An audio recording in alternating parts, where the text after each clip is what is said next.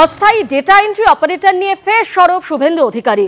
কমিশনের বিজ্ঞপ্তি শেয়ার করে সোশ্যাল মিডিয়ায় পোস্ট বিরোধী দলনেতার। কমিশনের স্পষ্ট নির্দেশিকা, অস্থায়ী ডেটা এন্ট্রি অপারেটরদের দিয়ে এসআইআর এর কাজ করানো যাবে না। ঠিকা কর্মী বা বিএসকে কর্মীদের দিয়েও ডেটা এন্ট্রি অপারেটরের কাজ নয়। এই তথ্য শেয়ার করা উচিত যাতে সাধারণ মানুষ সজাগ থাকতে পারেন। কমিশনের নির্দেশিকা শেয়ার করে সোশ্যাল মিডিয়ায় পোস্ট বিরোধী দলনেতা শুভেন্দু অধিকারী।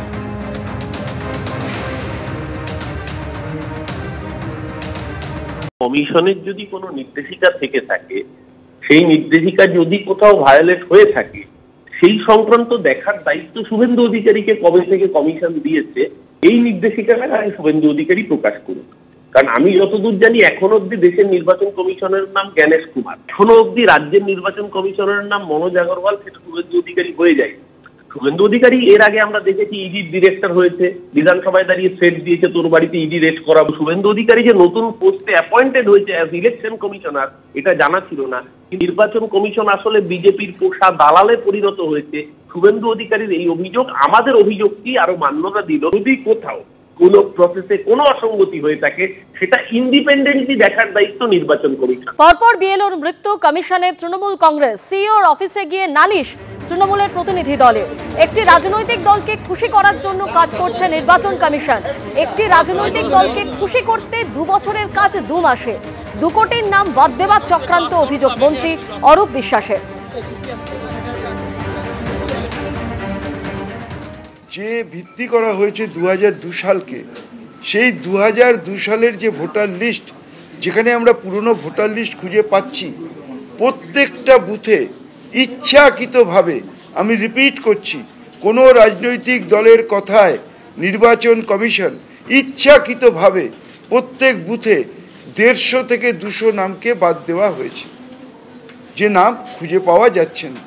কিন্তু হার্ড কপি যখন আমরা খুঁজে বার করছি 2002-এর পুরনো ভোটার লিস্ট, তাতে কিন্তু রয়েছে প্রতিটা বুথে ইলেকশন কমিশন এবং একটি রাজনৈতিক দলের তাদের কথা হয়েছে যে 2 কোটি মানুষের নাম তারা বাদ দেবেন। তারা রাস্তায় বলে বেড়াচ্ছে এবং তাদের হয়ে ইলেকশন কমিশন এই কাজ করছে। আপনারা শুনলেন যে মন্ত্রী অরূপ বিশ্বাস, তিনি অভিযোগ করছে যে একটি রাজনৈতিক দলকে খুশি করার জন্য কাজ করছে নির্বাচন কমিশন। আর এই নিয়ে বিজেপির রাজ্য সভাপতি শৌভিক ভট্টাচার্য কি বলছেন শোনাব। এই মুহূর্তে পশ্চিমবঙ্গে সাপের কামড়ে যদি কেউ মারা যায়, সেটাকেও বলা হবে নির্বাচন কমিশনের দায়িত্ব নিক। আচ্ছা, সারা ভারতবর্ষতে এসআইআর হচ্ছে, একই সঙ্গে 12টা রাজ্যে এসআইআর চলছে, কোথাও তো আত্মহত্যার ঘটনা নেই। তৃণমূল কংগ্রেস কি প্রমাণ করতে চাইছে? সুপ্রিম কোর্টে তো একবার গেছিলেন, সুপ্রিম কোর্টের অবস্থান সুপ্রিম কোর্ট জানিয়ে দিয়েছে। হচ্ছে 2 কোটি নাম বাদ যাবে, কারণ অরূপ বিশ্বাসের বক্তব্য শুনলাম। ওনার বক্তব্য শুনে এটা মনে হচ্ছে অত্যন্ত সততার সঙ্গে স্বচ্ছতার সঙ্গে ওনারা একটা কথা উনি বললেন যে এরা যে 2 কোটি ভোটার আছে যারা সন্দেহের তালিকায়, তৃণমূল কংগ্রেস এই এসআইআর নিয়ে একটা উত্তেজনা, ভীতি সঞ্চার করছে, সি এর বিরুদ্ধে প্রচার করছে। উদ্দেশ্য একটাই, যে এদের যে প্রাতিষ্ঠানিক লুট, সেখান থেকে মানুষের দৃষ্টিকে দূরে সরিয়ে রাখা। এসআইআর প্রক্রিয়া চলছে, আপনারা জানেন 25 তারিখের মধ্যে এসআইআর এর এনুমারেশন পর্ব শেষ করতে হবে। জাতীয় নির্বাচন কমিশন কিন্তু ইতিমধ্যেই সেই নির্দেশিকা দিয়ে দিয়েছে। অন্যদিকে বাংলাদেশিরা যারা এতদিন পর্যন্ত অনুপ্রবেশকারী, যারা এদেশে বসবাস করছিলেন, তাদের কিন্তু এবার ভিড় বাড়ছে বাংলাদেশ ফিরে যাওয়ার। পরপর 5 দিনের ছবি আপনারা দেখছেন, যেখানে উত্তর 24 পরগনার স্বরূপনগরের হাকিমপুর সীমান্ত, কাতারে কাতারে মানুষজন, বাংলাদেশি যারা এতদিন পর্যন্ত এখানে ছিলেন, কেউ পরিচারিকার কাজ করতেন, কেউ বা ইতিমধ্যেই পরিচয়পত্র বানিয়ে ফেলেছেন, সরকারি প্রকল্পে সুযোগ সুবিধা নিয়েছেন, এমনকি ভোট পর্যন্ত দিয়েছেন। তারা কিন্তু অপেক্ষায় রয়েছেন কত দ্রুত এবার তারা বাংলাদেশে ফিরে যেতে পারেন। আর ইতিমধ্যেই কিন্তু সেই ভিড় ক্রমাগত বেড়েছে গত 1 সপ্তাহ ধরে। আজও কিন্তু যেমনটা জানা যাচ্ছে, মানুষজন অপেক্ষায় রয়েছেন কাগজপত্র ভেরিফিকেশনের মাধ্যমে কত দিনে তারা ওপার বাংলায় ফিরতে পারবেন।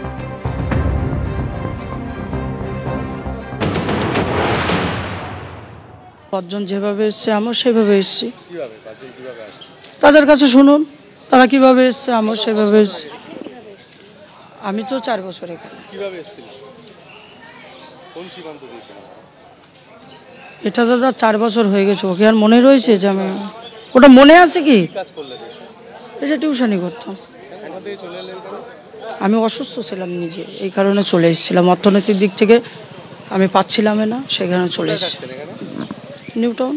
ওপারে আপনার বাড়ি কোথায়? সাতক্ষীরা জেলা। সাতক্ষীরা জেলা। এখন চলে যাচ্ছেন কেন? এখানে এটা তো আমার দেশ না, সেখানে আমাকে চলে যেতে হচ্ছে আমার নিজের দেশে। এখানকার ভারতীয় নথি আছে? না, কিছুই নেই। চেষ্টা করেছিলেন? না, আমার দেশ না এখানে, আমি এখানে নথি করে কি করব? ফ্যামিলি কোথায়? ফ্যামিলি বাংলা। হ্যাঁ, ওখানে বাংলাদেশে। এখানে একাই এসেছেন? হ্যাঁ। 5 বছর আগে এসেছি এখানে। কোথায় থাকতেন? বাংলাদেশের খুলনা জেলা বাড়ি আমার। খুলনা। কোন বর্ডার দিয়ে এলেন? ওটা বলতে পারি না। কিভাবে এসেছিলেন? লোকের মাধ্যমে এসেছিলাম। কত টাকা লেগেছে? ওরকম আপনার 7-8 হাজার ওরকম করে নিয়ে। Per head? কে এসেছিলেন আপনারা? আমার ফ্যামিলি। হ্যাঁ। কোথায় এলেন এখানে? এখানে আপনার নিউ টাউন থাকতাম। কি কাজ করতেন? এই ক্যাসলার কাজ করতাম। কোথায়? এনকেডিএতে? এনকেডিএতে? না না, এমনি বাড়িতে। নিয়ে আলো আবর্জনা ফেলতে? কত পেতে মাসে? ওই 10-15 হাজার ওরকম। বছরে এই দেশের কোনো নথি তৈরি করতে পারে? চেষ্টা করেছিলে? অনেক টাকা চেয়েছিলে? করনি কেন? আমরা তো এই দেশের না, তো এদেশের থেকে আমাদের কেন কাগজ করে দেবে? চলে যাচ্ছ কেন? এখন কাগজ ছাড়া এখানে থাকতে দেবে না, যখন আমরা চলে যাচ্ছি। দিন মজুরি কাজ করতাম, বাসা বাড়ি টাড়ি। কত বছর আগে? আইলার পরে ছিল, আইলার পরে। 1 বছর? কত বছর আগে ছিল? বাংলাদেশে আইলায় বুড়ি গিয়েছিল, তাই চলে আইলাম। কিভাবে এসেছিলেন? আইলাম আমার স্বামীর সঙ্গে। আমার স্বামীর সঙ্গে চলে আইলাম। উনি আমার সঙ্গে রাগঝাক করে চলে গেছে, আমি আর যেতে পারিনি, এদের সঙ্গে আইছি, এদের সঙ্গে চলে যাবো বলে। আমি চিনি না বলে। কত বছর ছিলেন এদেশের? ভোটার কার্ড হয়নি? ভোটার কার্ড ছিল না। আধার কার্ড? তাহলে চলে যাচ্ছেন? ও কাজ কামের সমস্যা হচ্ছে, কাজ কাম পাচ্ছি না, তার জন্য। সবাই চলে যাচ্ছে? কিভাবে যাবেন?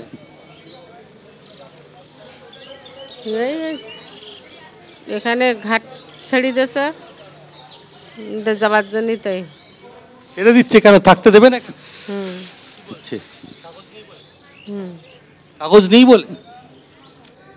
যে ছবি আপনারা দেখছেন, স্বরূপনগর সীমান্তে অনুপ্রবেশকারীদের ভিড় বাড়ছে এবং কেউ এরকমও আছেন যে আইলার পরে রাজ্যে চলে এসেছেন এবং এদেশেই তারা রয়ে গিয়েছেন। এই মুহূর্তে তারা সীমান্তের কাছে ভিড় জমিয়েছেন যাতে সীমান্তের ওপারে তারা যেতে পারেন। 3-4 দিন ধরে অপেক্ষায় রয়েছেন বহু বাংলাদেশি এবং তারা বুঝে উঠতে পারছেন না যে তারা কি করবেন। আতঙ্কে রয়েছেন অনেকেই। কয়েক সপ্তাহ ধরে ভারত বাংলাদেশ সীমান্তের বসিরহাটের হাকিমপুর চেকপোস্টে একই ছবি। আজকে এখনো পর্যন্ত নতুন করে কেউ না এলেও গত কয়েকদিন ধরে যারা অপেক্ষা করছেন তারা এখনও পৌঁছতে পারেননি এবং বিএসএফের তরফ থেকে নথি পরীক্ষা করে তবেই বাংলাদেশের সীমান্তরক্ষী বাহিনীর হাতে তুলে দেওয়া হবে। এই মুহূর্তে আমরা রয়েছি হাকিমপুর চেকপোস্টের সামনে। ক্যামেরাম্যান দিব্যেন্দু সিংহ তোমায় ছবিটা দেখাচ্ছে। যারা বাংলাদেশ থেকে এসছেন তারা বেশ কয়েক বছর আগে এসছেন, তারা কাজের জন্য এসছেন, কিন্তু তারা দেশে ফিরতে পারেননি। তারা খুব দুশ্চিন্তার মধ্যে আছেন এবং কিভাবে বাংলাদেশ সীমান্ত পেরিয়ে তারা আবার আগের দেশে পৌঁছবে। এবং যারা এসছেন, আপনারা এসছেন, কিভাবে যাবেন ওপারে? অর্থাৎ সকলে কথা বলতে চাইছেন না, কিন্তু যা পরিস্থিতি সেখানে দেখা যাচ্ছে যে কেউ 2 দিন কেউ 3 দিন অপেক্ষা করছে এবং বিএসএফের তরফ থেকে ফরেনার্স আইডেন্টিফিকেশন পোর্টাল, সেক্ষেত্রে বায়োমেট্রিক নমুনা, তার পাশাপাশি এদেশে কোনো অপরাধমূলক রেকর্ড আছে কিনা এই সমস্ত খতিয়ে দেখার পর একটা তালিকা তৈরি দেওয়া হবে বাংলাদেশের সীমান্তরক্ষী বাহিনী বিজিবির হাতে। এরপর বিজিবির তরফ থেকে সেই তালিকা এবং বাংলাদেশের নথি খতিয়ে দেখার পরই তাদেরকে এদেশে ফেরত পাঠানোর প্রক্রিয়া শুরু হবে এবং গত কয়েক সপ্তাহ ধরে এই প্রক্রিয়া চলছে। এবং যারা অপেক্ষা করছেন এই ঠান্ডার মধ্যে, আপনারা কতদিন ধরে অপেক্ষা করছেন?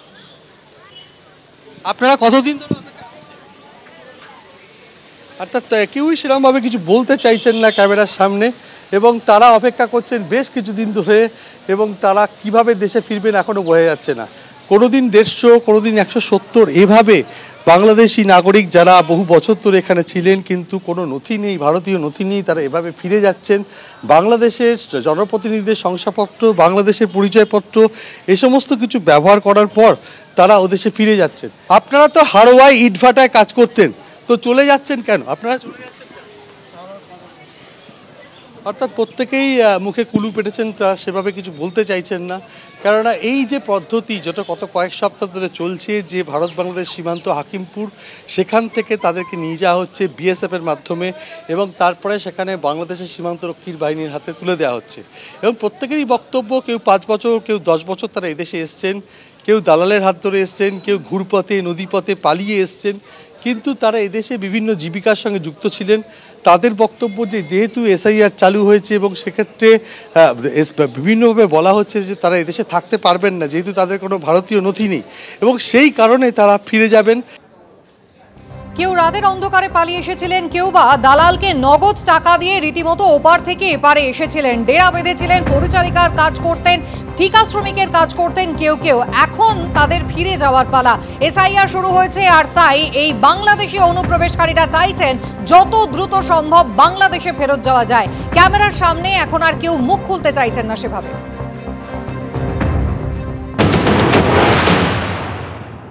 বাংলাদেশে কোথায় বাড়ি তোমার? বাংলাদেশে শামুকপুতার বাড়ি, পাগ্যেসার গায়। কোথায় থাকতে এখানে?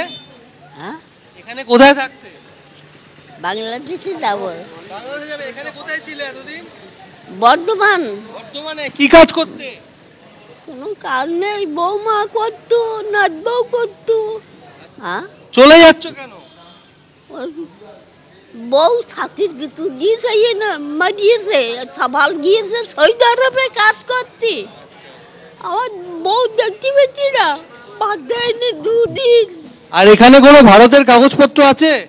না, আমার বাদ দিচ্ছি না বৌদি। কত বছর আগে এসেছিল এখান থেকে? আর সাবাল গিয়েছে সৌদি আরবে কাজ করতে, আর 3 মাস। তাই যে বউ দেখতে পেয়েছি না, বউ ছাতির কিছু দিয়েছে। কত বছর আগে এসেছিলে? 5 বছর আগে। কোন দিক থেকে এসেছিলে? 5 বছর আগে কিভাবে এসেছিলে? আইলাম কবল নিজে। নিজে। কতদিন ধরে বসে আছো এখানে? 5 দিন ধরে বিক্রি করেছি। কি আছে? শামুক কোথায়? আমার ছেলে আছে, নাচ বাবা আছে, মাইয়ে আছে।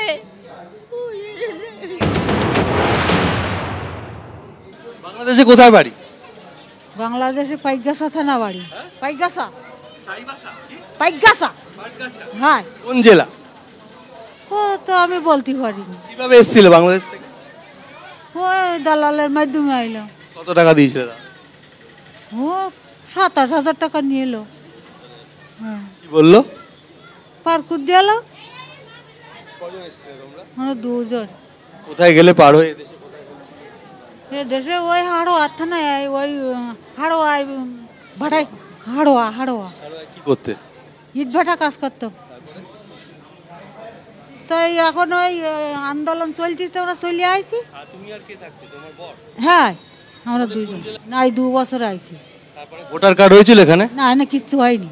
আমরা এমনি ওই কৃষি কাজ করতাম। কত টাকা পেতে মাসে? মাসে না, ওই সপ্তাহে যা হইতো তাই বিল দিত। তোমরা কতদিন বসে আছো? 2 দিন, কেউ 3 দিন আছে।